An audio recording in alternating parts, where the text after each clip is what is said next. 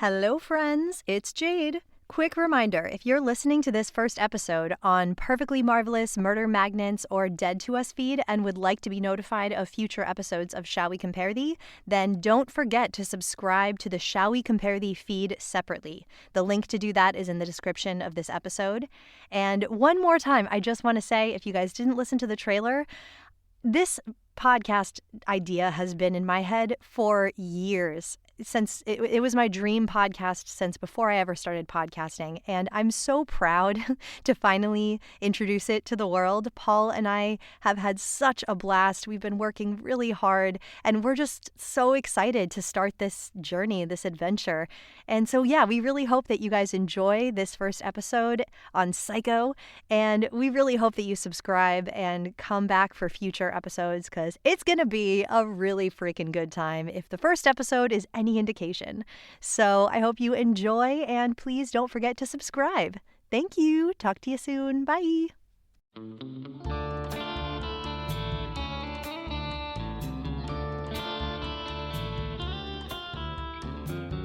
Good evening, folks. Welcome to the podcast. I'm Jade. And I'm Paul. And this is Shall We Compare Thee, a remake and sequel podcast.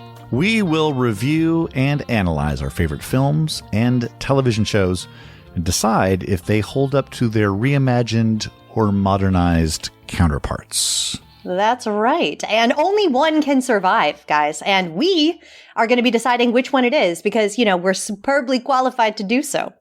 So Paul, why don't you tell the folks what we got on tap for today? Well, Jade, we are talking all things Psycho. Ooh, oh my goodness. We are comparing Alfred Hitchcock's 1960 original flavor film Psycho to Gus Van Sant's remake from 1998. Oh my goodness. Well, that's sure to be a close call. It's anybody's game, Paul. No idea who's going to come out on top. Oh yeah, no, it's going to be a close one. Yeah. Mm-hmm. All right, we've got lots to cover. So, without further ado, roll me some trailers. Roll those funky trailers.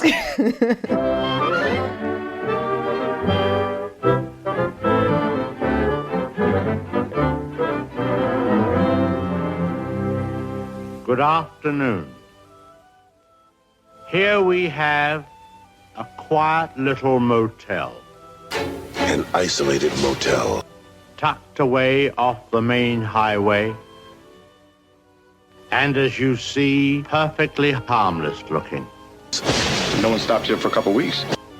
When in fact, it has now become known as the scene of the crime. In that window on the second floor, the single one in front, that's where the woman was first seen. Let's go inside. This was the son's room, but we won't go in there because his favorite spot was the little parlor behind his office in the motel. Oh, a boy's best friend is his mother. Well, the murderer, you see, crept in here.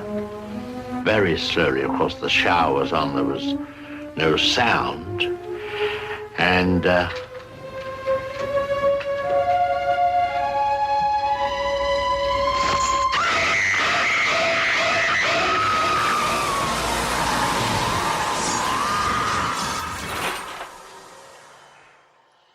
Mother! Oh, God! Mother!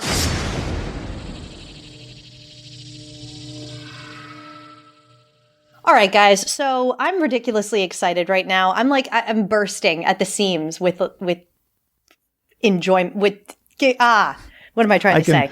I can verify. I can see Jade on Zoom, and I can verify all the bursting is happening right now. First of all, spoiler warning, we're about to spoil everything to do with Psycho, 1960, 1998. So please do not listen to this unless you have already watched those films. Unless, you're into spoilers, then keep listening.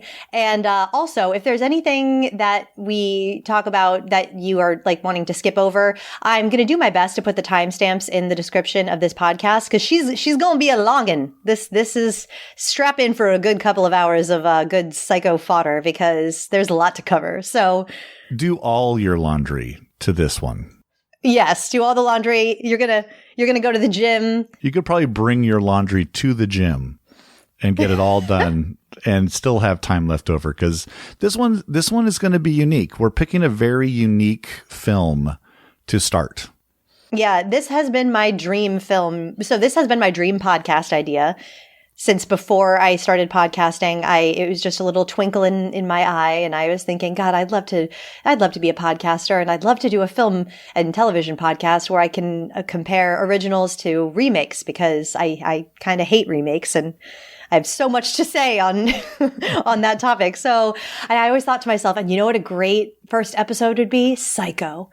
And I can't believe the day has come. Here we are, Sunday, June 11th, 8:08 p.m. Was this the movie that inspired you to do this? Yeah, because I had not seen, I was like, I will never see that remake on principle. And I haven't until just a few days ago. But because I love Psycho so much, and there's just so much that I want to say about it, and I have such interest in it. And when I found out that they did a quote unquote shot for shot remake, I was like horrified and thinking to myself, oh, that would definitely be something to podcast about, you know, when I have a podcast. And then I started podcasting, and then I was like, you know what? I want to do it. And I found Paul. Hi. We found each other in the podcast places where you find people. I was like, the perfect person to do this with. When I pitched the idea, he was like, I'm in. I don't have the same hatred of remakes. I don't hate them all. I don't. I have strong opinions, you know? I understand. I mean, you know, you come from the acting world. I come from somewhat of the acting world, but much more from the music world. And remakes are all around us. You're stepping on a stage. You are probably doing a play that's been done a million times, you know, with some variations of that. And when I play music, I'm playing like I played in symphonies for a long time. I'm playing Beethoven. I'm playing Haydn, stuff that's been done a million times. I'm in a cover band right now. We're playing songs that have been played since the 70s. Oh, shit. There's something about the movie, especially movie remakes, that can really turn people the wrong way if they're not done right.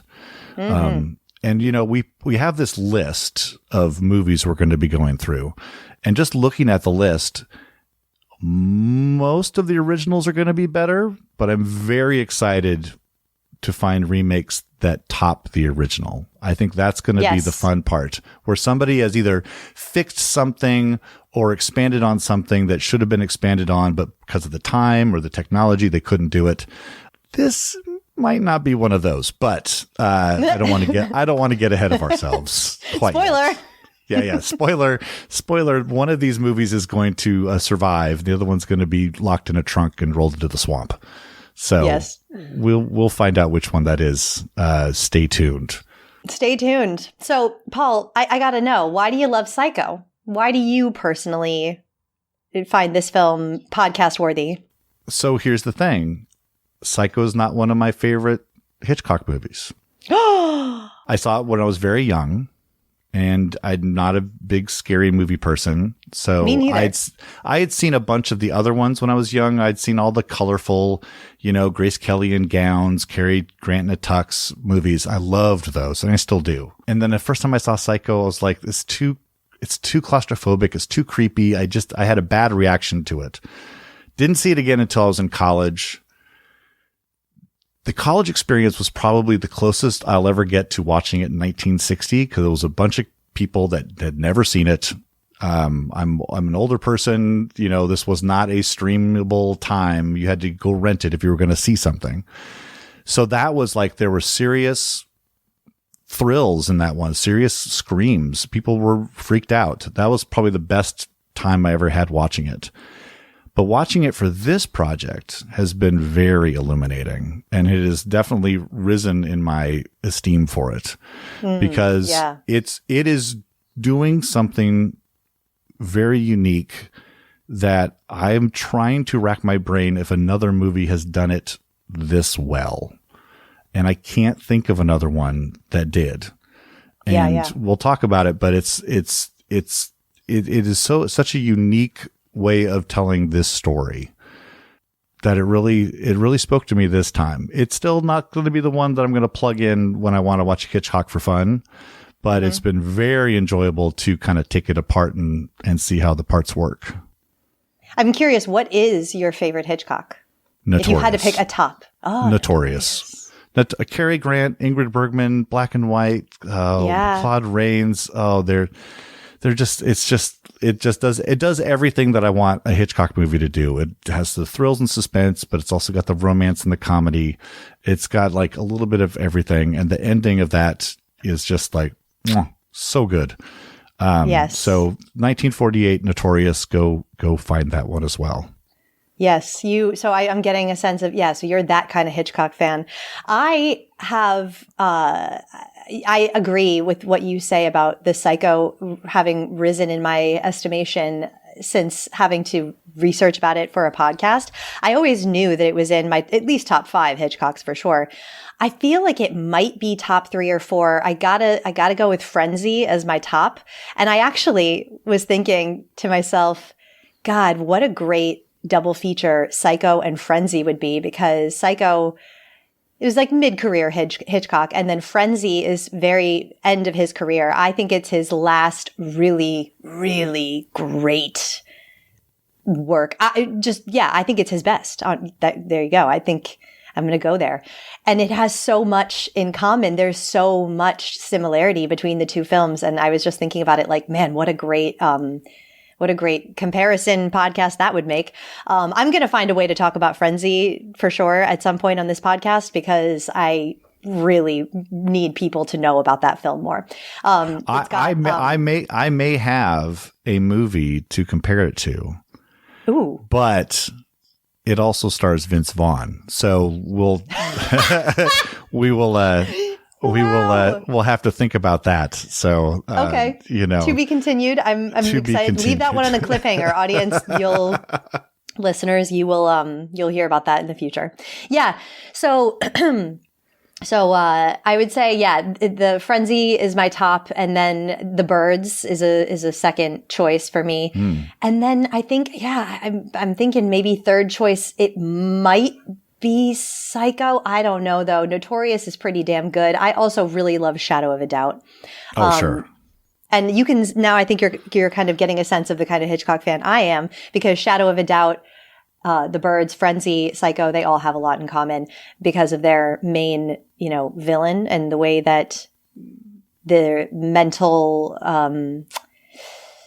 psychosis is portrayed in all of those films and what it means to be psycho, But when it comes to Psycho, for me, the reason I love it is because it's a great quote in the film. We all go a little mad sometimes. This film is so disturbingly relatable, because everyone has mommy and daddy issues, right? Like everyone has childhood trauma on some level.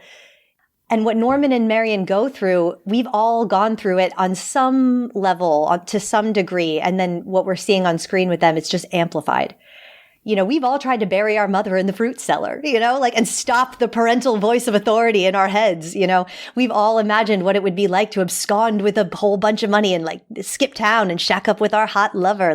We've all had that fantasy. So I think it's a little disturbing the way that it's so, this could be anybody. This could be me. I could be Marion. I could live next door to Norman Bates. There's an article, and just listeners, so you know, every article that is mentioned, every video, it will all be linked in the show notes. The show notes is a treasure trove of Psycho and Hitchcock goodness. So check out the show notes.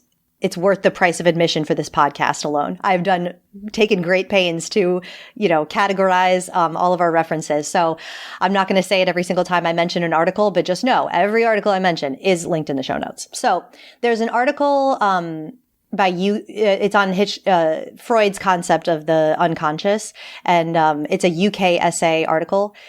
And I want to quote from it. It says, Psycho creates a fear not necessarily from the brutality of the murderers, but the subconscious identification with the film's characters. Freud's concept of the unconscious is so explicitly mirrored through the film. We have a seemingly normal woman whose balance is offset by a desire which drives her to commit a financial crime. At the other end of the spectrum, we have, again, a man who most would think was harmless enough, but due to his childhood and developmental restrictions, has for other reasons allowed his unconscious to take full control of his conscious. According to Freud, the essence of repression lies simply in the turning something away and keeping it at a distance for the conscious. Freud believed traumatic memories, usually of childhood events, are repressed as a defense mechanism, which keeps the ego free of conflict and tension.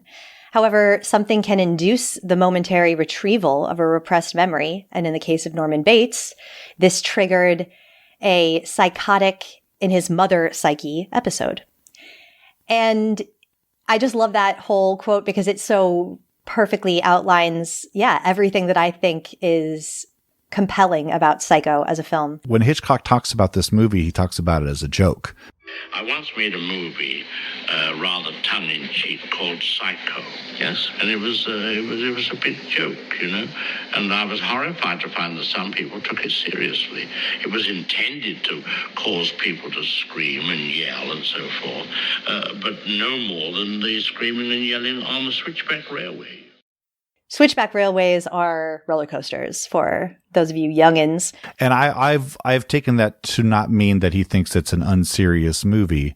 I've taken that to mean that he has set up two major pranks in this movie. When we talk about the 98 version, the secrets underneath the whole thing are just all gone. And it's like all the subtext has now just become text. And you don't have that underlying thing anymore. You have no tension. You have no, everything's surface. Everything is made very explicit, and you just don't have that underlying churning that the Hitchcock was able to do. Yes. It's interesting too, because like I was saying, he's always interested in playing fair with his audience, and he always would answer questions that he thought the audience would have. He would be like, well, they're going to wonder why she is making this deal at the car dealership so quickly. So we have to see her get some papers. We have to see her grab these documents. And he didn't want the audience distracted wondering about plot holey kind of questions. Like, oh, well, where's her license and registration? You know, he like took care of all of that. He wrote it into the script. But it's interesting in the way that he kind of plays fair but doesn't, because like Mother is not played or voiced by Tony Perkins, right? Right. But part of it is because in Norman Bates's mind, Mother is someone else. So by not playing fair, he actually is kind of playing fair. It's such a layered film. It's doing so many things on so many different levels depending on the character, you know? But yeah. I think that you could say, oh, well, that's cheating because obviously I'm not going to know that Mother is him because Mother isn't even played by him. That's not fair. And it's like, yeah, but this is not a film in reality. I think in that moment, we are shifting from Marion's perspective to Norman's. And in Norman's mind, he is not Mother. So why should Mother be played by him? It shouldn't. So it's kind of like, is it fair? Is it not fair? And I think it's like, this is what I'm saying. It's a huge outlier in Hitchcock's filmography. Well, with that being said, I think we should dive in to these movies. Paul, the question of the hour. Psycho, shall we compare thee? Nah, we should just wrap it up right here. Nah, I think we should wrap it up. Okay. All right, that's a wrap. Cut, print, moving on. Let's get into it. Let's do it.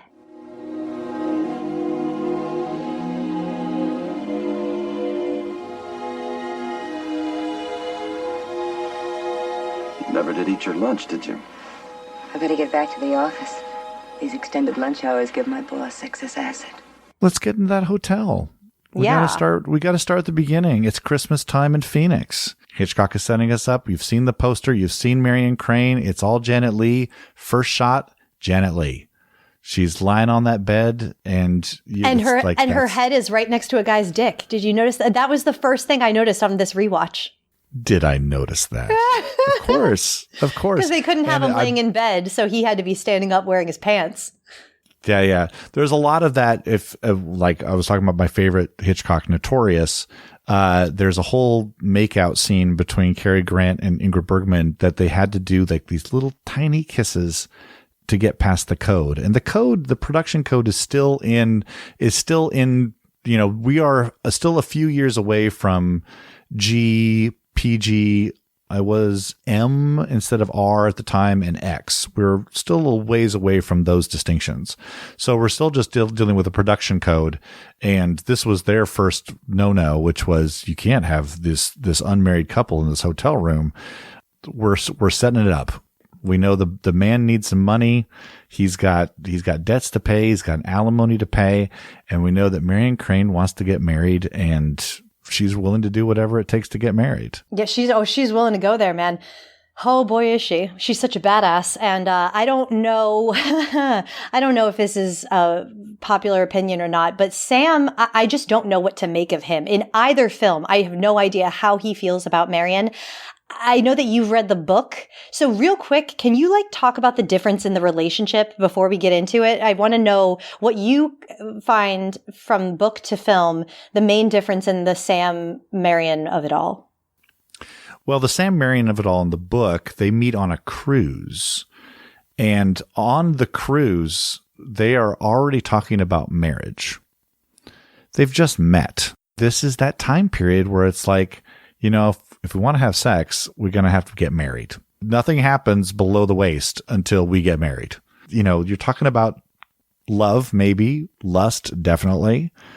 But their relationship is pretty much the same. That dialogue that comes in the hotel room is mirrored in the novel. The big difference in the novel is that it doesn't start in this scene.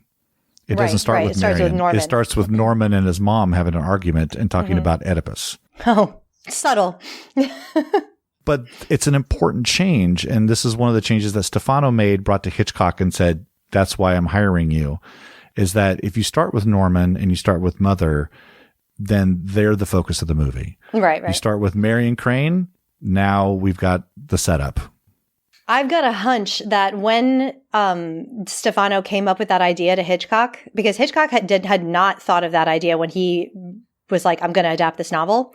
I think that was one of the things that sold him on hiring such an unknown young writer like Stefano. I think that when he got that idea, he was like, okay, man, you're hired. Let's do it. Because when Hitchcock loved the idea that we're going to kill off Marion, we're going to kill off our, the big star, Janet Leigh is going to be dead 40 minutes in and everyone's going to be shocked. And he really enjoyed that. Screenplays are structured. They have to be structured in the right way or that doesn't make sense. You can do whatever you do with the dialogue, whatever you do with the camera, but that structure has to be in place. Otherwise, especially in a movie like this, the payoff is just not going to work. There's a bit of the only thing that I really want to talk about in this scene is the foreshadowing. There's a lot of foreshadowing in this script, and it is so just well done because it turns into dramatic irony when you watch it the second time because what's going, the ending. But sure.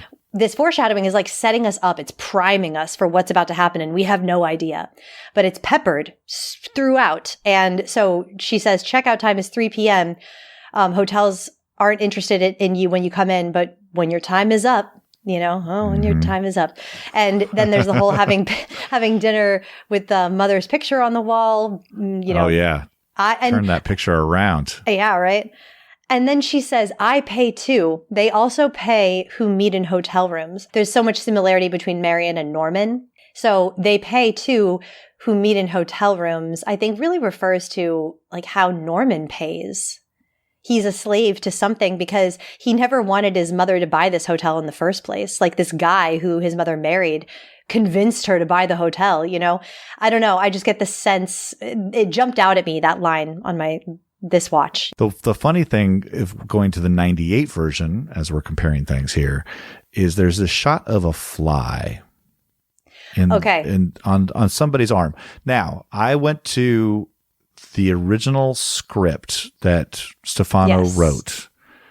That fly is in the original script. Yes. Hitchcock cut it out. And this is stuff that Van Sant does kind of throughout this movie of just these little insert shots that don't add up to anything. It's in the original script, but it doesn't add up to anything. This leads me to believe that since Stefano was such a major part of, he wrote the script for the 98 film. I think that he might be a little bit more to blame for it than we give him credit for, because Van Sant is the face of it and he takes so much of the brunt of it. But I really do think that with having, Van Sant's got to be out of his mind with Glee. Oh my God, I'm working with Joseph Stefano. This is the original writer. Let's do anything. Yes, sir. If you want that and you never got it way back in 1960, I'm going to give it to you now. Let's do it. Sure. I think that a lot of his ideas were okayed just regardless of how Van Sant felt about them, which makes sense. If I were in Van Sant's position, I would have said yes. Probably well, maybe not. I don't know. Because that fly, there's a lot of fly in the remake. There's a lot of fly. They're trying to bookend the fly and the fly. It's. Well, the reason that Hitchcock took it out, though, was because, you don't got to beat him over the head. No to the fly. It's too subtlety, man. Subtlety. The other line that's really funny, which is in both, but takes on two different really connotations, is "I'll lick the stamps." Yes. When Marion Crane 60 says it, I will lick the stamps sounds to me like I will support you. I'll be in court with you. Whatever needs to be done, I will do it. I'll lick the stamps. In the 98 version, Anne Heche is looking straight at Vigo's butt and says, I'll lick the stamps. She says it exactly like that. I'll lick the stamps. Yeah. She's given, and again, let the actors do what they want to do. I mean, it changes the meaning of it a little bit, but I just noticed that as a very interesting difference. It's like kind of like the 98 stuff becomes like, well, we can do this now. I'm shocked to realize how much of this old-timey dialogue does not play. It's just shocking throughout the remake how I loved certain lines in the 60s and just saying them in color with these actors, with their voices. I'm just like, laughing at it, And for example, the excess acid line, who says excess acid? I thought to myself, how that line could have played is if Anne Heche were to do like an impersonation of her boss, because her boss is older than her. So maybe he would say something like excess acid, but like who refers to, stomach problems as excess acid? No one. So it just the way that she says it just does nothing except distract from how no one talks like this anymore. She says it like it's her genuine organic thought. Okay, can you change that line to something good? And he's like, why? It's perfect. Yeah, worked the first time. Another thing is the chemistry between the two actors. Now, I think that Hitchcock always referred to John Gavin as the stiff. He was not a fan. Stiff. And I'm not a fan either. I get less than nothing from John Gavin. He's cute to look at and he's got those abs, but not much else. I'll tell you right now, John Gavin had a year because he was in the number 2 movie, Psycho. He's also in the number 1 movie of the year, Spartacus. He plays Julius Caesar. Yes. Also not that well. No. And he stops acting. He becomes an ambassador to Mexico under Reagan. So he stopped acting in the 80s. Yeah. Wow. Because he had a Mexican mother, I think. So his last few years was as an ambassador and a diplomat. He pulled a Grace Kelly. Yeah. Well done, stiff. Right. The thing I have an issue with is that these two have negative chemistry. And I think that that's by nature with Anne Heche. I think that she has a very cold energy. Whereas Janet Leigh is super warm and almost maternal. And I think she was a mother by this point. I think that she had just had Jamie Lee Curtis. So but even without having a child, I'm sure she's just a warm person.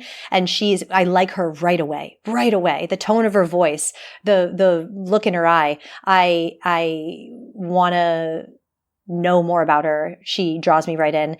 Anne Heche is very bird-like, very, very on brand for this film, but she has like a twitchiness and, like I said, a coldness. The thing that I found funny watching her in the documentary was that she very proudly is like, I only saw Psycho once and I don't know. I didn't even know who Hitchcock was. Like, she's so flip about it. And I don't know that that's a bad thing. I wouldn't want my actors to watch, like when I got cast in the role to do it in a scene study class, I chose not to watch the film before I did the scene. So that kind of is okay but there's something about her energy, which it mystifies me as to why she was cast in this role, Well, she had just done Donnie Brasco and Wag the Dog. And she had won the National Board of Review Supporting Actress Award for those two movies. And she's great in both of those movies. Yeah. She wasn't their first choice. He wanted Nicole Kidman. He also talked to Drew Barrymore. Someone even colder, in my opinion, is Nicole Kidman. I don't think she would have done worse. It couldn't have been worse. No. But Nicole Kidman, I don't think would have really made anything better. Both of these actors are super, Viggo and H. They're super smiley. They're just cheese and grins the whole time. I don't know. I just, like I said, in the 60s, I got the sense of the seriousness of it all. This is a dire situation for both of them, really. She is dissatisfied, man, and she is worried. Like you said, am I ever going to get married? So yeah, I don't think there's much more to say about it, and I don't want to harp, but but I don't understand the cheesy smiley happiness. To try to understand the repressive society that was happening at the time that the original movie was made. Meeting in a hotel doesn't really make a whole lot of sense anymore. No. Like, why are they meeting in a hotel?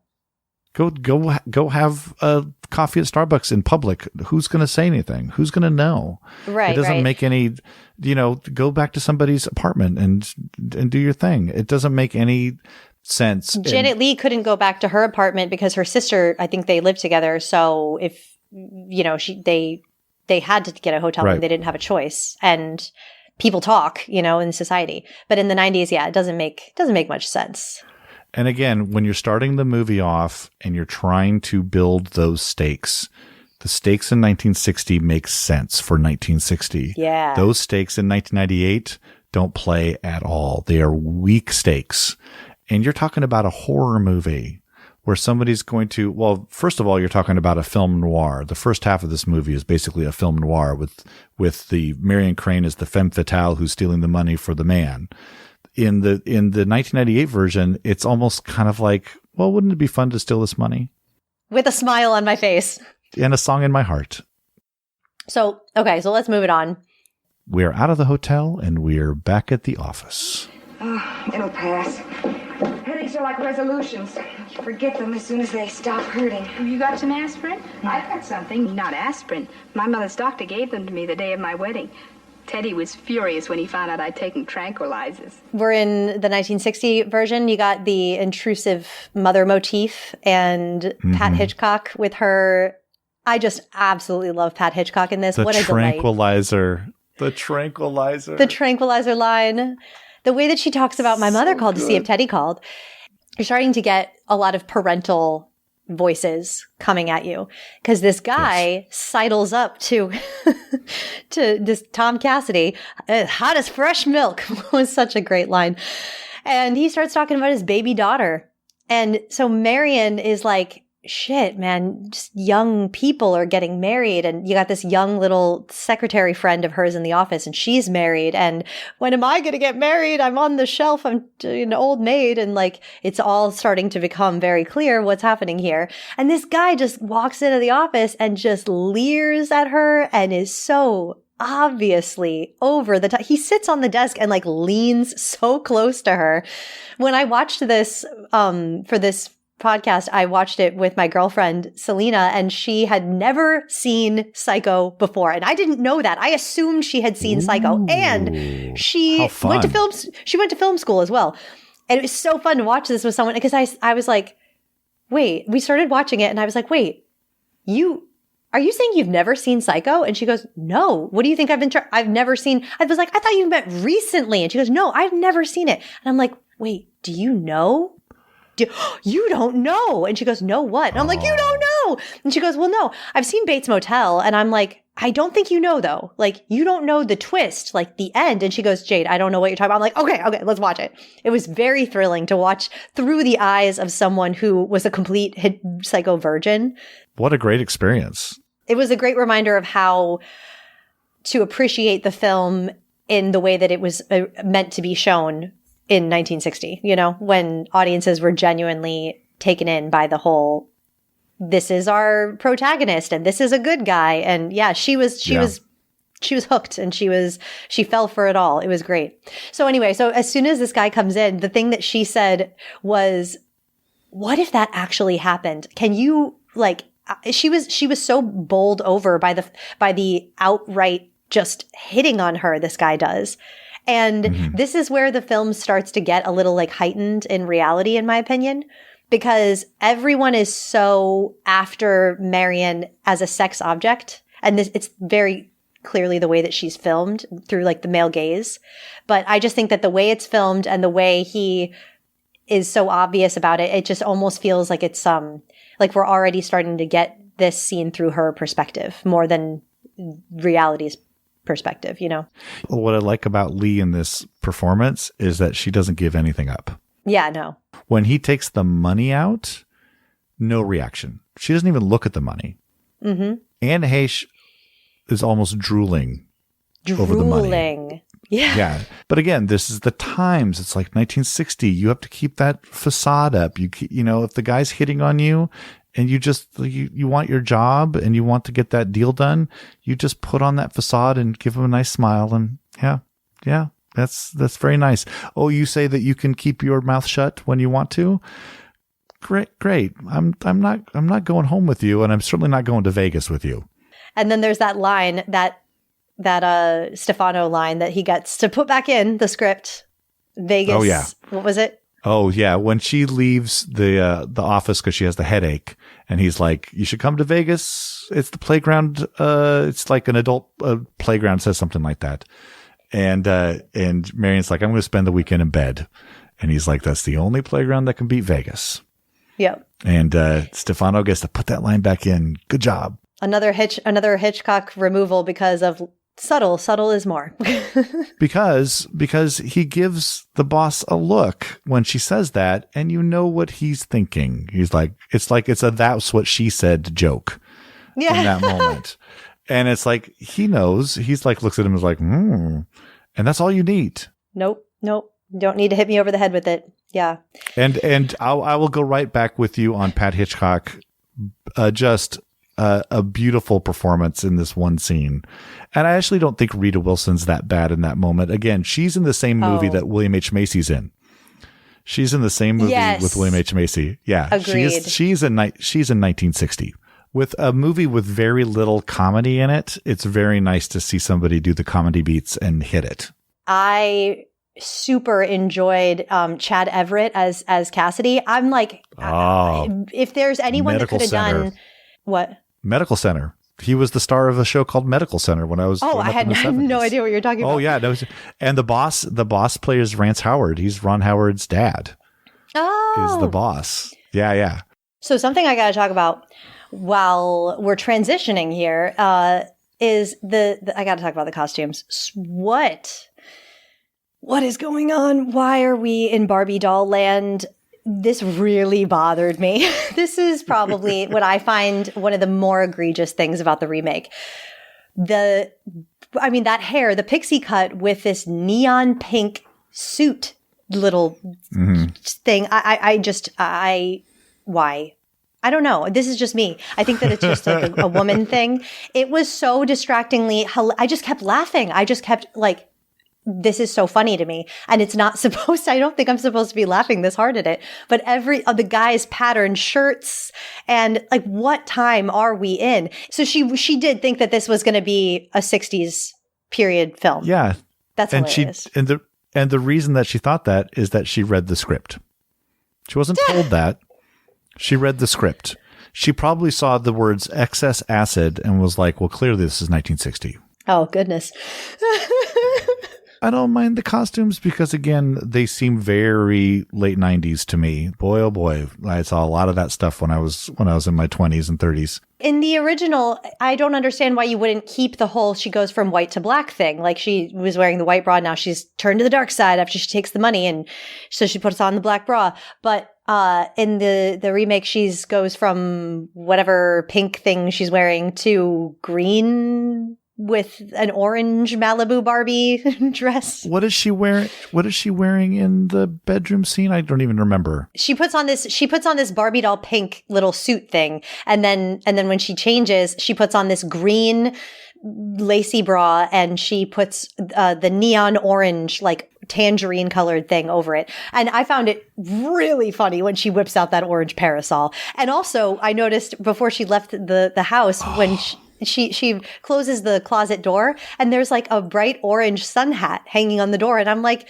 oh, she's going to grab her orange sun hat. And then I was like, no, she didn't grab it. And then when she whips out that parasol, I'm like, should have grabbed your sun hat. Because parasols, dude, when I saw that parasol, my notes just say parasol, exclamation point, really? Question mark. I have parasol in all caps in my notes too. When she pulls that out at the car dealership, it's like, okay, it's a sunny day. You pick out the parasol. I mean, is that a costume designer? Did she bring that from home? I don't know what no, it's the costume designer, there. all right. And the buttons on that orange frock that she has match the shower curtain, which I think that's cool, but it's like, but why? Like, I don't think that there was a lot of rhyme or reason to the choices that they made in a lot of the 90s stuff, except that like, cool, the buttons match the shower curtain. Not awesome. We're making a statement. I don't know what the statement is. And I'm being a bitch right now because probably if Hitchcock had done that, I would have been like, oh, and her buttons match the shower curtain. How genius. Like a little bit is, I'm sorry, I'm not going to be too hard. I'm going to shut up. But okay. So back to 1960. You know, there's the shot of the money on the bed. And then there's the biggest part of that scene is the decision. Lee underplays. Yes. She thinks underplays. And I've loved Anne Hesh and other things, but just too much. It's a lot of eye rolling. Her eye rolling is next level. We'll get into that as we go. But Janet Leigh is like pulling me in. She's reeling me into her, you know, into her. I want to know more about her and what she's into her mind. And it's almost like an open invitation. Come into my head and like come on this journey with me. And right before she does make the decision to take the money, we get the first of many mirror shots. And Hitchcock loved mirrors. And so there's introducing this idea of like the double and the double side of you, the shadow side, the devil on your shoulder kind of thing. And when I said that out loud to Selena, that as we were watching it, she just went like, oh yeah. Like she was just entranced into this performance, but with Janet Leigh, you know, it really is stellar. So, and this is where I wish that Gus Van Sant would have used his own, because he's an inventive filmmaker. I've seen some of his early movies. Drugstore Cowboy is fantastic. He has his own visual language. I would have loved to seen him just like, we're going to do this movie, but I'm going to give you my language. You know, maybe it's not mirrors, maybe it's something else. I think that we already talked about his visual language. His visual language is super close-up cuts of flies and like naked ladies in masks and cows. We'll get there. I know that Gus Van Sant directed a lot of music videos, and I think that does not serve him well here. Because I think a lot of it is, I do think that he's trying to be avant-garde, but I also think that he's got this music video shorthand in mind. Because music videos you got to be super short, you got to get a lot across. So quick cuts and like edgy shit in the 90s, and that's how it's reading to me. Right. Put a Rob Zombie song in. Yeah, there we go. He probably wanted to. So, okay. He did. Oh, no. There's a Rob Zombie song in the movie. Yes, that's right. There is. There actually is. Okay, when we get there. Called Living Dead Girl. Right. I mean, let's like, put it right on the nose. Yeah. Put it right on there. Yep. Well, okay. So she imagines in her head what John Gavin is going to be saying. And in her mind, her only dread, I think, at this point is the disapproval of her lover, right? For Janet Leigh. Mm-hmm. And as soon as she sees her boss, she's taken the first step. The game has changed. And that music strikes you. And we get the first Bernard Herrmann sounds just going right to the core. We have gone this far without talking about the great Bernard Herrmann. Yeah. I mean, that theme over the Saul Bass credits at the beginning, I mean, that is gorgeous. Absolutely gorgeous. It's so gorgeous. Danny Elfman, smartest thing he did was not do a damn thing. Just re-record it. Yeah. Just re-record it. It's brilliant as is. He says, I think, something like, if I'd done anything to it, Bernard Herrmann would have risen from the grave and come after him. And it's like, yeah, and probably deservedly so. The resistance to do anything special to that is just, that's the choice that you had to make. And for a movie that doesn't always make the subtle choices, the fact that he knew best to just leave this well enough alone helps the movie immensely. But the original, I mean, when that music cue you just talked about hits, your heart starts to race a little bit because you're like, oh, we are on the clock now. We got to get going to where we're going. And it's just the worry in her mind changes in that moment because she hasn't, it's almost like, okay, so we're going to get into it when we talk about Norman with the dissociation, but I have made choices. I think that everyone on some level has experienced what it's like to dissociate in a way, and you might not even know it, but like if you've had something that feels like a panic attack, or if you've had something where all of a sudden you wake up and you haven't been sleeping and you're like, how did I get here? Oh, sure. What have I been doing? Did I just do something crazy? Was that me making that decision? I feel that this is where Marion falls asleep. In the moment when the music begins, we go into Alice in Wonderland world. She is fully in the looking glass. She is not in reality. And it's almost like her hand is being guided and she's driving, and guaranteed, you know, when you drive and all of a sudden, whoa, how did I get here? I feel like happened to everyone because driving is trance inducing in some way. But I think that from this moment on, Marion is not in reality. And the music, so before we started watching Psycho, Selena and I listened to the music. I was like referencing it, and she said she didn't know what it sounded like. And I said, oh my God, okay, before we watch Psycho, you're gonna listen to the music. And we just sat there and listened to it with our eyes closed. And she just could not get over the compelling feeling of dread that it gave her. She's like, I don't think I've ever had music transport me into a state of feeling something so quickly ever in my life. And she's like, oh, I know this. Yeah, I've heard this. And like, it's in the zeitgeist, you know, she hadn't seen the film, but she knew. And she didn't like know she knew, which is really speaks to the film. I want to talk about the brilliance of James Remar as the cop in the 98 version. I love the fact that he chooses, again, to be still.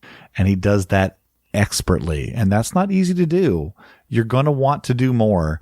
He does not do more. And it's very appreciative and it's very strong. The guy, I can't remember who's in the original, but Mort Mills. And both, he's not fully copying Mort Mills. He's still doing his own thing. In the same, with the same energy. I don't know. This is a perfect example, though, of what I mean when I say you can pay homage to the original energetically and not copy. The way that Janet Leigh reacts to the cop never fails to just baffle me. It's like the first instinct that you do when a cop knocks on your window is just flee. That makes sense. She is so... Start your engine. She starts your engine. Right. When Janet Leigh does it, I just get the sense that, she's not in reality. She's not thinking clearly. She has entered some other reality that she wasn't expecting to be in. She was like, I'm going to take this money and now straight shot to Fairvale. Not thinking, going to see the boss, going to get too tired, going to be worrying about the voices in my head, going to have the cop in my face, you know, and now having to go ditch the car at some point, not thinking that these are things that she's going to have to do. Yes. Yeah. The dramatic irony is, have I broken any laws? There's nothing wrong. Am I acting like there's something wrong? It's like... yeah. Like a lot. Yeah. You've broken a law or two. Here's the difference. Janet Leigh, I let go. Anne Heche, I might want to like take her out of the car and sit her on the side of the road while I get some backup and, you know, we research the car. By the way, save her life in the process. You're welcome. Right. Because you're not going to end up at the Bates Motel. Yeah, there's some foreshadowing there when he says there's plenty of motels in this area. You know, to be safe, go to a motel. Right. That's what you got to do. Anne Heche baffles me because of her. She's like she's bitching out the cop. She's like acting like a bitch. And she's like, why are you, you're troubling me. God, now you're making me late. I gotta go, you know? Okay, White Rabbit. Right? Yes, she is the White Rabbit. Oh my God. Yeah. So yes, Janet Leigh is Alice. Then we have White Rabbit. I'm late for a very important date. No time to say hello, goodbye. When we get her pulling away from the cop, in the original, God, I just love the way that you feel such relief when you see the cop take that exit. And right. I have a theory here. Even I'm doubling down on my Alice in Wonderland through the rabbit hole theory. I'm very into fairy tales and everything. So this is my read.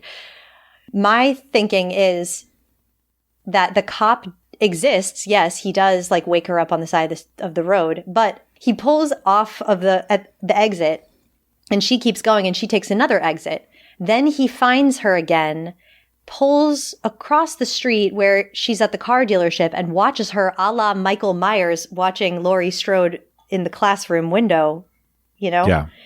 It's so menacing and so creepy. And she makes the car deal, the swap anyway.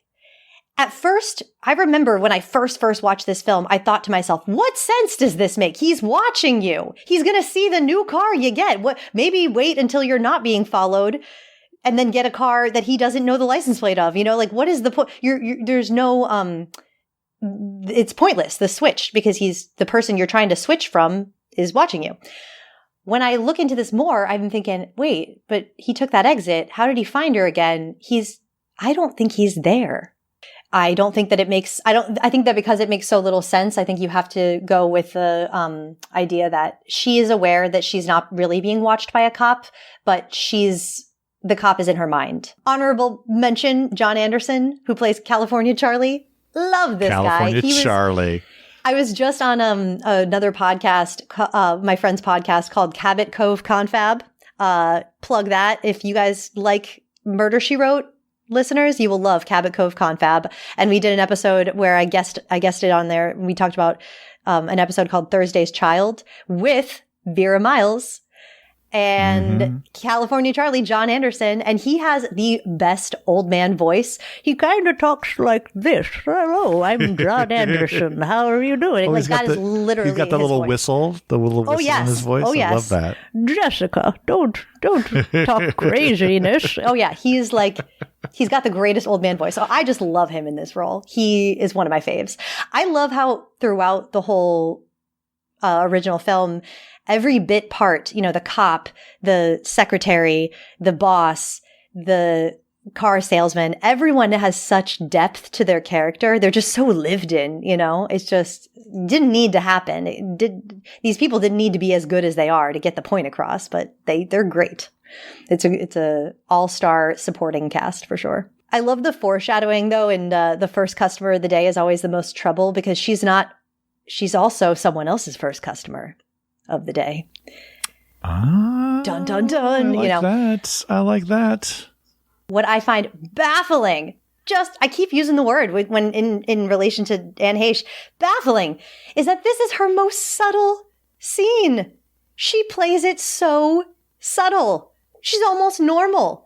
I think that she makes the guy who plays the car salesman look like weird for being suspicious of her. She's cool as a cucumber, man, in this scene. It does not make sense to me. I please make it make sense. That being said, if you don't want to be noticed, maybe keep the pink parasol in the car. Maybe not wear your brightest orange outfit and these loud ass earrings. Her earrings are like 2 pounds. They look heavy and they're huge. Oh my God. One thing that Selena and I were talking about when we did the rewatches, she goes, man, that purse is just not big enough for that envelope of money. And I'm like, that's always stressed me out. The way that her money is like hanging out of her bag and she can barely stuff it in there. It just plays on the stress. It just all serves to make you so stressed for her. But Anne Heche is given this like Malibu Barbie, bright white, huge like tote bag with these like fake wooden like bamboo handles. I'm like, good Lord, what are we doing? Are we going to Hawaii? We're going to Hawaii is what we're doing with Anne Heche. She is on the road again. She's enjoying herself on this little road trip. Oh my God. Okay, so let's keep it moving. Anything more to say about this scene? No, I think we gotta get back in the car and it's gotta start raining. And we got to get off that main road. I don't know how that happened, but we've got to get there. Because right now, and all that voiceover that she was just talking about in that clip is starting to happen. You know, that's where we get that first smile of hers. Maybe the first smile we've seen her make in the entire movie, where she's imagining, you know, the gross old man, imagining his money's now gone and blaming her for flirting with him and all that sort of stuff. And she has that smile of like, hot creepers. This may not have been the best choice, but maybe now it's the best choice because we got to stick it to him. You know, this is her. She's going a little mad sometimes. See, this is her going a little mad moment. That's the smile. And I think that there's a reason that this smile is kind of mirrored again with the mirroring by Tony Perkins in the end. Just showing that this can happen to anybody. And like I said, this is the reason that the film is so compelling, because we all know what it feels like to want to do that. So yes, we got this time passing, and I think it's interesting how the cuts are coming. Before, time was passing in like fades, and now we're cutting. And this is the first time that we start to see this like fast cut from rain to her face to rain to her face. And I remember the first time I saw it, how much it stressed me out because we weren't able to see through that windshield. It's just so not real. Like, this is what I mean when I say this film it's playing fair and it's not at the same time. It's not supposed to be real. Rain is never that blinding. I mean, okay, sometimes it really is, but this is not like what do you call it? Not a blizzard. What am I trying to say? This is not I guess it's a thunderstorm, but a downpour. It's not, I just don't think the way that we're being shown, it's like she's not aware of how much time is passing. She's not aware of where she is or what's going on. And Janet Leigh's face is conveying to me the disorientation that she's being literally blinded by her greed, I guess. And the rain foreshadows like the shower, you know, when it's like she's not able to see clearly, literally right now, because of the rain. Yeah, it doesn't sound as like brilliant when I'm just outlining it now, but in the moment when you're watching it, that rain is so stressful. Right. Well, and we've already set up the fatigue factor of what she's doing, because it's a long drive, and we've already seen her have to pull over once to take a nap. So we know that there's a long drive ahead of her. And like you said before, the cop has planted this seed of like, it's not safe for you just to pull off to the side of the road. Why don't you find a nice safe motel? Right. Take that advice. That's all that stuff. Yeah. Thanks, cop. That's great advice. Why aren't you still following me? Yeah. Please keep following me. Yeah. Tail me all the way to Fairville, please. I might live through the night. Yeah. Anne Heche's going a little mad grin. I was very impressed with her up until the very end when she cheeses that smile and it literally goes from ear to ear. And I think that this is one moment where the driving scenes, and maybe the car salesman too, I think is a moment where it's to her disservice that she hasn't seen the film, because I think that she's missing out on a key thing that is baked into the film that is supposed to be there, and that is only shown in the performance. You can't get it on paper. You know, you can't get it just by reading the script. So much of of what is the character of Marion is not written because it's just coming from Janet Leigh's fucking face, you know? So it's clear she doesn't know. She doesn't know the reference. It's the difference between what these two actors are bringing to that part, and it's also the difference to what the directors are allowing those actors to bring to that part. Gus Van Sant needed to learn the word less. Less. And look, the acting is not the only problem with this, with the remake, but it ain't helping. Nope. All right. I would like to check into the motel. All righty, let's do it. Oh. Dirty night. You have a vacancy? Oh, we have 12, in fact. 12 cabins, 12 vacancies. Can I get any room besides cabin 1? Please, God. we're 28 minutes into the movie, and we're finally getting Norman Bates. 28 minutes into a 109-minute movie, we are finally getting who is going to be our villain. That's a long time to wait for the villain to show up. And he makes that choice. One of the best moments in that scene is when he's reaching for other keys. Yes. He looks around and sees her, and it's like, he knows what happens in cabin 1. Yep.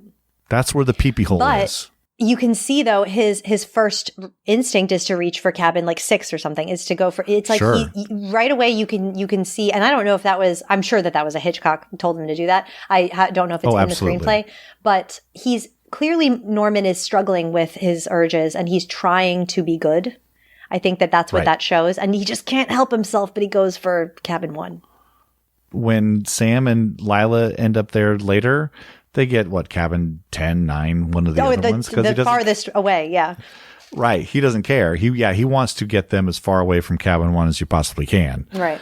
Cabin 1 is a choice. Yeah, it's that a he choice. makes. Yes. And he's struggling with his choice. Every time I see that now, it's like, you could have gone the other way. That really does kind of seal her fate. Yeah. And he does say how close she is to Fairvale, and I know we're all thinking, oh God, just get back in the car and keep driving. I'm of two minds on this. Like, yes, I want her to live. Yes. But also the fact that she doesn't go to Fairvale and she stops here, even knowing how close she is, she comes to the conclusion of what she's going to do. No, this isn't me. This isn't who I am. I am not this person. I'm not going to be that. I'm not going to make that choice. And she kind of redeems herself in her own eyes. So if she hadn't stopped at the Bates Motel, she wouldn't have gotten that redemption just for herself, for her own private, like, I'm at peace with myself, because she hasn't actually done it yet, but she's intending to go back and right her wrong. And I think that that's big for her as a character. And it does give me makes me feel a little bit better, I guess, about the way that she dies, because at least she dies with a clean conscience to herself, in her own mind. Let's talk Anthony Perkins. He makes his movie entrance right here as Norman Bates, skipping down the house and greeting her like a cheerful young man. Cheerful young man with his trusty umbrella. Oh yeah. See, you don't have to bring the pink parasol with Anthony Perkins around, because he's got an umbrella ready to go. You're so right. He is so, there is something about his entrance that if you don't know the jokes of this movie, if you don't know how this goes, he looks like the hero. He looks like the guy who's tall, dark, and handsome.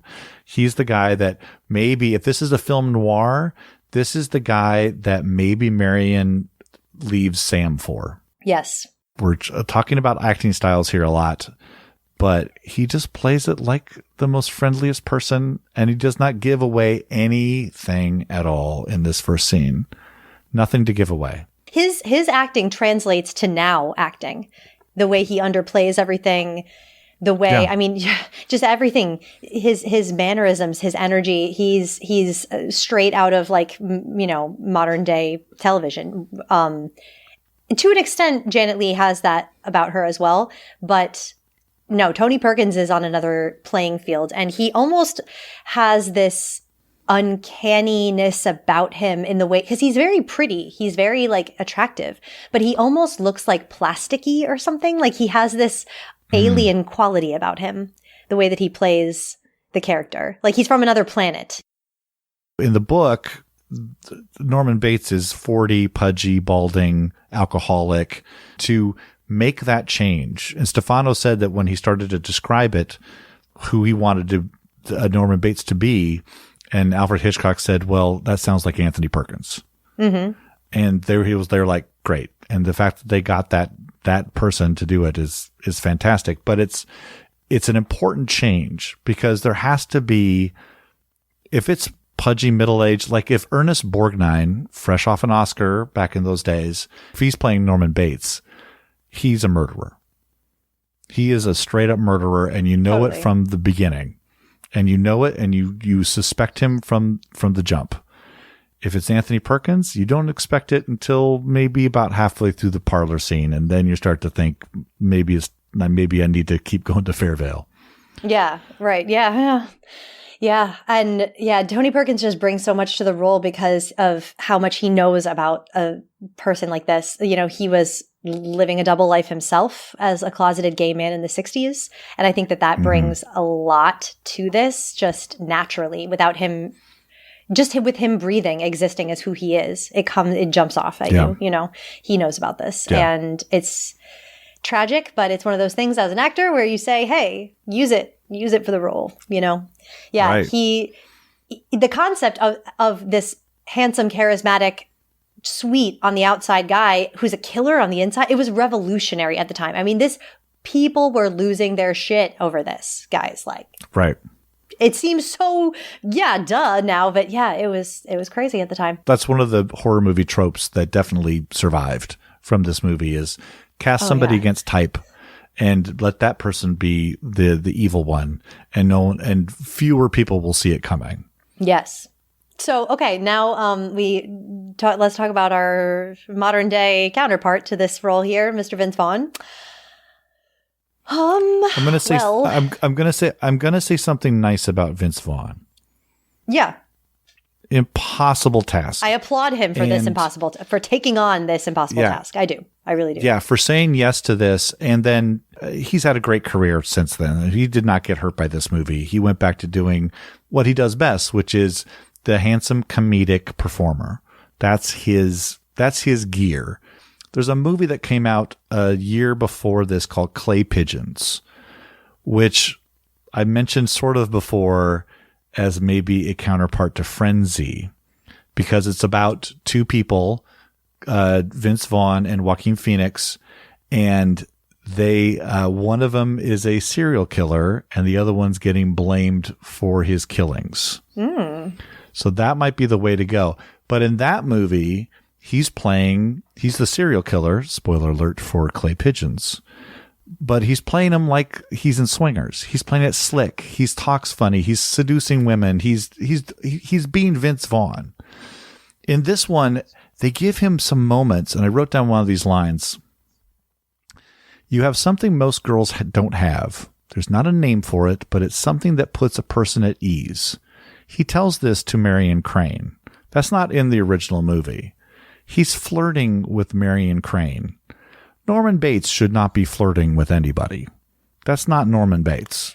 Norman Bates is a repressed individual. He is not flirting with anybody. You have something most girls don't. I mean, that's an opening line at a bar. You know, that is not what guy who's been holed up with his mom. You're not laying down that line if you're Norman Bates. If you're Vince Vaughn, you're laying down that line. This is where this is where the problem with separating, you know, when we talk about Marion Crane, we're talking about Janet Leigh. When we're talking about Norman Bates, we're talking about Tony Perkins. When we're talking about 98, we're talking about Vince Vaughn, not the character. Exactly. Yeah, he has a totally different energy. Sadly, there's nothing bird-like about him in the way that Tony Perkins is he's got this daintiness, this feminine energy, almost like a delicate fragileness. And he also, Tony Perkins has the ability to just flip on a dime. And in a second, with the look in his eye, he's a totally different person, someone who's to be feared. He's got the same face, but it's something behind the eyes that just shifts. With Vince Vaughn, he cannot shift, I don't think, merely because of his energy being grounded, heavier. I'm not even talking about his build, although it is much bigger than Tony Perkins. He's just got this weight to him. He carries his bones through life more sure, more grounded, masculine, right. I guess, quote unquote, energy. He wears Norman like a personality. He wears the Norman personality like a costume. I feel that's interesting. Yeah. Like as the character, I feel like he's acting the whole time. He's not genuinely afraid of his mother. I never believe that there is a mother with him. Oh, interesting. You know, and I don't know how Tony Perkins does it. I don't know how he does it, but when he's cleaning up, I just always get the sense that he's doing it for someone else. I don't know how you convey that in a silent scene cleaning up, but I get that. I don't know. There's just a total energetic difference between the two. And the less said about Vince Vaughn's giggle, the better. Oh, Lord. But can I just play it real quick? Oh, boy. See what we did? We shouldn't be doing this. This is a terrible idea. This is the worst idea you've ever had. Oh, God. Oh, God. Everybody. He's going to giggle for us. Guys, it's going to happen. Mattress is soft, and there's hangers in the closet, and there's stationery with Bates Motel written on it, just in case you want to make your friends back home envious. I did not know when I watched the 98 version, I was like, man, I love that Tony Perkins doesn't do that laugh thing. But guys, he does. He does. Hold on a second. Does. I have it. Wait. Yeah. Well, the mattress is soft, and there's hangers in the closet, and stationery with Bates Motel printed on it, in case you want to make your friends back home feel envious. I was shocked to hear that he does the laugh, and he makes it sound so organic. It's like I didn't even know it was there because you're not supposed to notice it. You're not supposed to be distracted by it. I was cracking up. I'm sorry. You're not supposed to think that that's funny. And I just don't know. I don't know where that came from in Vince Vaughn's mind, as that would be like a good choice. It's just, like I said, it looks like he's acting, you know, it looks like he's playing a role. Yeah. And again, I admire him for trying. He's probably giggling in the same exact places that Tony Perkins did, but it sounds so inauthentic when he does it. Yeah. And part of that's the delivery, but I think also there's a layer of mistrust on this from watchers who know that this is not the real thing. Right. Exactly. We got obviously the rain. He doesn't hear her in all the rain, kind of like she doesn't hear him coming in the bathroom. He can't even say the word bathroom. And he does this thing where he opens the window. Now, I think that this might have been written into the script when he says it's stuffy in here. Get it? Stuffy? Like, stuff a bird. He opens the window, and I don't know if it was just because they need that window to be open so that she can hear Mother yelling, but I feel like he does it deliberately so that she can hear. You know what I mean? I feel like it's a choice more than just a practical contrivance because the script needs it to happen. I think that when he meets her, he gives her cabin 1, not necessarily because he wants to kill her. I think because he wants to. She's nice. She's warm. She's got an energy. I'm attracted to her. Maybe she could be the one. Maybe I could take her home to meet Mom and see if she gets along with Mom. And maybe she could be my lady, my girlfriend, my wife, whatever, you know? I think it's not unrealistic to think that Norman Bates wants to find a mate. And so the parlor scene really does kind of feel like a first date. Like he makes her dinner and invites her over and gets her in his want to see my birds? This is my bird collection and this is what I do for a living. Here's a little bit about me. What do you think of that? And also I'm a huge mama's boy. Is that okay with you? What do you think? And as soon as she is not okay, that's when Mother is just nope. And not only nope, but nope, now you die. I think when he chooses cabin 1, I think he knows what happens with women that are in cabin 1. I think he's cleaned up cabin 1 before. Oh, sure. There's no other reason. You can put her in cabin 2. You can still go see her. It's right next door. But there's no hole. There's nothing to look at. He wants to look at her. Wants to do some bird watching. Oh, we can get into all the bird stuff if you want it right now. Yes. All the bird stuff is great. Although I have a new bird thing that I've never seen written down because everybody talks about the crane and she's from Phoenix and all the stuffed birds. Right. And he's also eating candy corn. Originally branded, not called candy corn. It was originally branded called chicken feed. No way. That was what candy corn was originally called. Oh my God. Yeah. So we've got all sorts of bird stuff going on. So it makes more sense now. Yeah. Why? Because in the 60s, it was probably still called that. There's some amazing, YouTube videos and articles that I have linked that I've referenced and everything. And there's also a lot of doubles in this scene. So this is my favorite scene, the parlor scene, because this is one of my favorite scenes ever on film. This was the scene that I got to do in my acting class because every frame is a masterpiece. It is not only visual storytelling, but the dialogue, the acting, every single bit is on point. Not a half second is lacking. It is one of the most full and perfect scenes I've ever seen, you know? And what's so shocking is that it's 12 minutes long. And in Hitchcock films, they are not dialogue heavy. He wasn't a big fan of dialogue. He always saw it as a last resort. Like he thought it was lazy to rely on a lot of dialogue. He was famous for like very long takes, long shots, long zooms, or, you know, tight close-ups, judiciously, you know, extreme cutting, you know. So whenever he would always try to tell the story visually before he would resort to dialogue. And he would always say, when we tell a story in cinema, we should resort to dialogue only when it is impossible to do otherwise. Norman brings her milk, right? And he apologizes. Mother isn't herself today, foreshadowing. I wish you could apologize for other people. And you see the reflection of him in the glass on like his left-hand side. And it's the same effect, again, mirrored opposite side with Marion right before she enters the parlor room. There's also like a mirror in the lobby area where you can see Marion and Norman's faces shown, like when she's signing the register and everything. So they're equal opposites, right? Like dark and light, the same sides. I mean, the different sides of the same coin. And so once Marion enters into Norman's world, her desires that she has from the beginning are like weirdly met. And this is articulated in a YouTube video about, understanding the uncanny or something. It's beautifully articulated. How she gets to eat her sandwich that she couldn't eat on her lunch break with Sam, you know, under the respectful eye of like mother watching her. Marion gets consumed by her double, which is Norman, and Norman gets consumed at the end by his double, mother.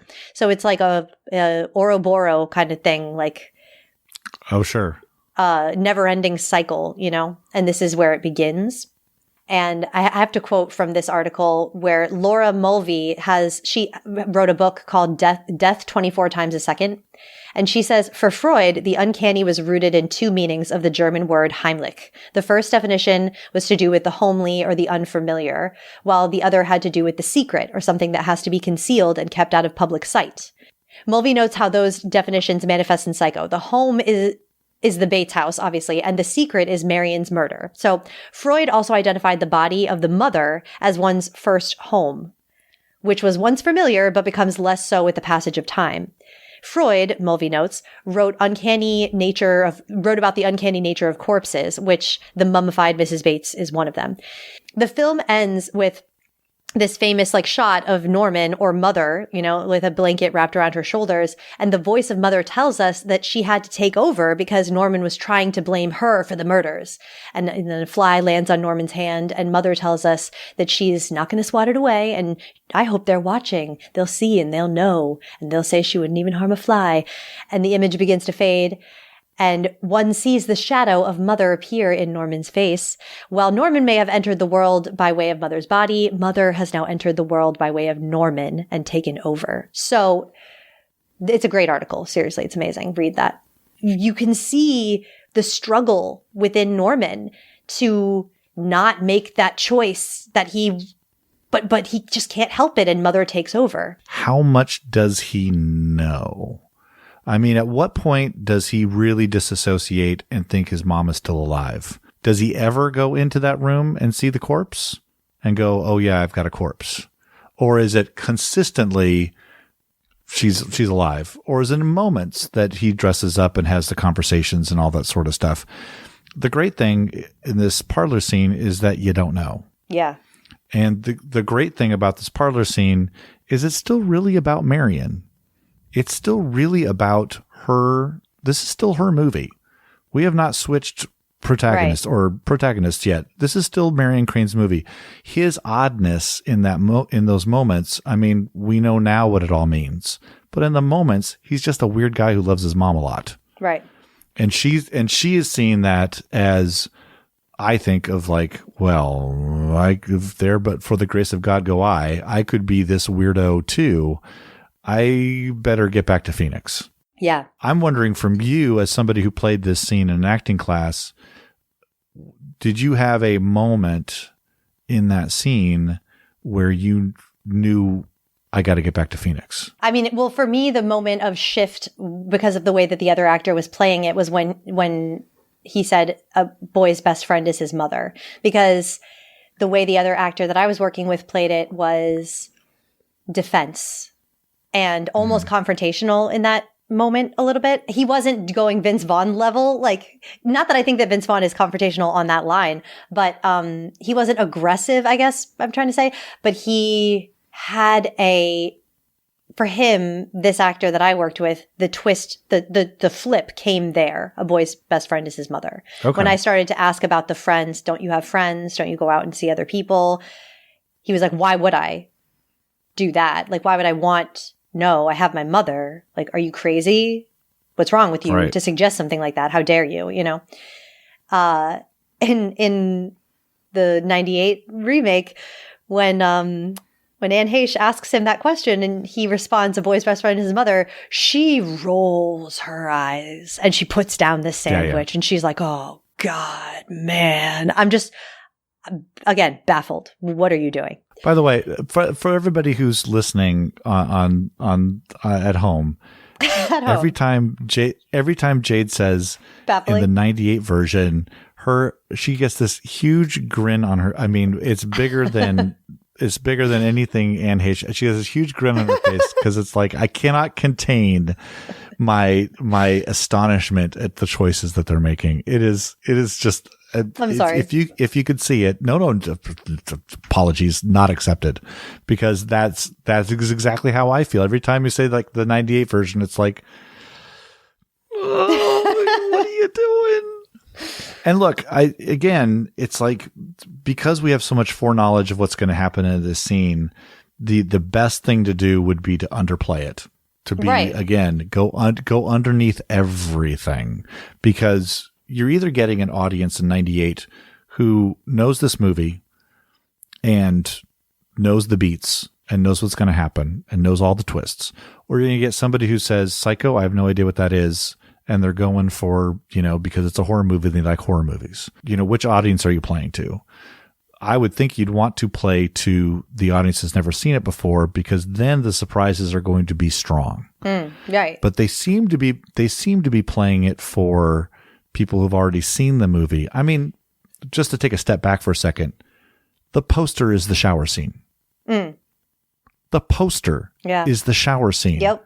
You're giving away the centerpiece of the movie.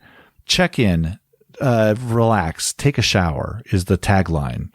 And then you've got Anne Heche, or somebody who probably is Anne Heche, with blood rising up, fingers coming out, there's blood on the fingers.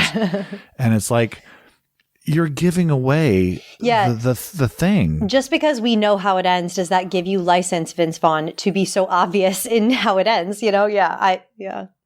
Where you were talking about where that switch came for you when you did the scene, I think that